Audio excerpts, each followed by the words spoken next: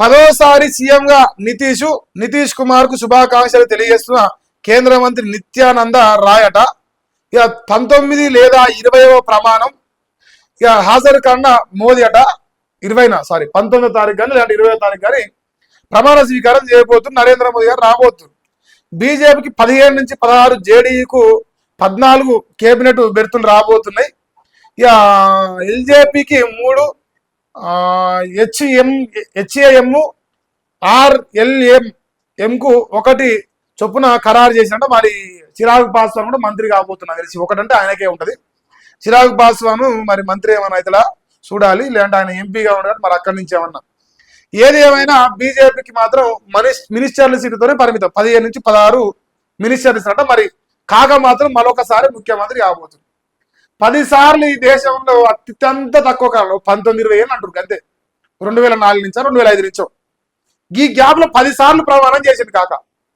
ఇగో నితీష్ కుమార్ రాజకీయము గత 20 ఏళ్ళకి వెళ్ళి కుర్చీని దిగలేదంట నాకు చెప్పారు. మరి నేను లెక్కిస్తే గట్టినే ఉంది. ఇక లాలూ ప్రసాద్ యాదవ్ని ఇక తేజస్వితోనైనా లాలుతోనైనా కాంగ్రెస్ తోనైనా ఎవరితోనైనా ఎవరి సంఖ్య నాకుతాడ. కానీ కాకకు కావాల్సింది ముఖ్యమంత్రి పదవి అంతే. అది మాత్రం దిగడంట.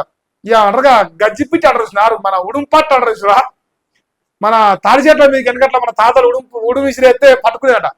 100 మంది రాడినా కూడా ఉడుము వదిలిపెట్టదట. సో అట్లా ఈ నితీష్ కుమార్ కూడా గత 19 ఏళ్ళుగా మన ఉడుంపాటు పట్టిన ముఖ్యమంత్రి కుజిని కిందంగా ఎవరన్నా పట్టుకోలేదు. అది కాంగ్రెసా, ఎన్డీఏనా, ఇంకేదా కానీ ముఖ్యమంత్రి మాత్రం నాదే. ఇంకా అదంతే, ఎక్కడా చావరు మీరు.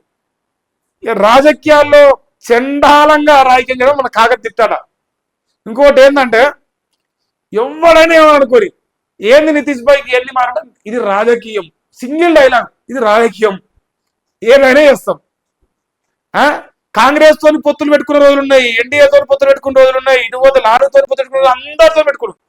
ఇక పెట్టుకొని దయ్యాలతో ఒకటే పెట్టుకోవాలి. అంతే, అందరితో పొత్తు పెట్టుకున్న ముఖ్యమంత్రి కులి మంది దిగలే.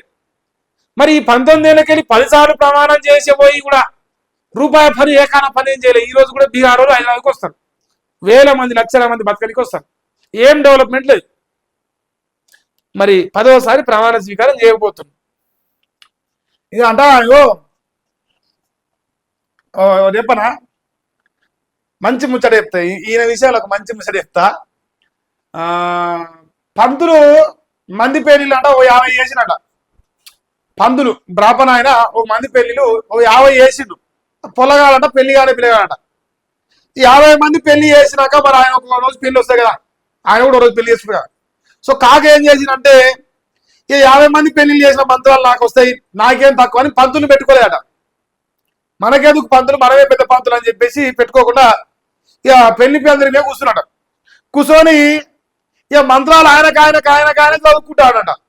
చదువుకొని నాసికి పుస్తకం రాగానే మంత్రాలు మర్చిపోయినట. అట్నే ఉంది అయిపోయిన తొలి మంత్రాలు మర్చిపోయింది కాక. సో మందందరికి స్ట్రాటజీలు వేసిన, అందరినీ ముఖ్యమంత్రి క్రియేట్ చేసిన, నీ వరకు వస్తారా మాత్రం మర్చిపోయింది కాక. గుండు సున్నా వచ్చింది, గాడిది గుడ్డు. ప్రశాంత్ కిషోర్ పసి కిషోర్ అయిందా అర్థం కావట్లే. గుండు సున్నా వచ్చింది కాకకు. బీహార్ ఎన్నికల్లో వరల్డ్ బ్యాంక్ నిధులు వాడిరట. ఆడలేక పాత గదులన్నీ మంగళవారం సామెత చెప్తున్నాడు.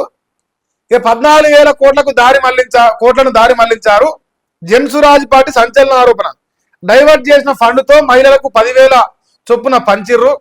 డబ్బులు పంచకపోయింటే ఎన్డీఏ ఘోరంగా ఓడిపోయి. నువ్వు గెలిచేటో చెప్పరాదు, నువ్వు పెద్ద మొగోడు కదా, పెద్ద మునగాడి, చంద్రన్నను గింద్రన్నను అందరిని నువ్వే ముఖ్యమంత్రి చేసిన పీకుడు మొగోని కదా, నువ్వు గెలుస్తుంటివా చెప్పరాదు. మరి కాదు, ఏదో స్కామ్ ఏమో అంటాడు, 14,000 కోట్లు అంటుండు. సరే ఏదైనా చావని కానీ నువ్వు గెలుస్తుంటివా? నీ ముదరాష్ట్రంగా నువ్వే గెలవలేదు, నీ పార్టీ. మరి చెప్పు, నీ కాంగ్రెస్ కు సపోర్టు, నాకు కాంగ్రెస్ గెలవాడుందని చెప్పు. మరి అట్నన్న మరి నా కూటమి ఉండాలి లేడా నాకు తెలియదు. మహా గడ్డుబంధన, మందిని ముంచే గడ్డుబంధన. ఏదైనా మొత్తానికైతే ఆయన పని అయిపోయింది, ఒడిసిన కథ. ఇక మళ్ళీ గెలుసు లేదు, పీకు లేదు. కానీ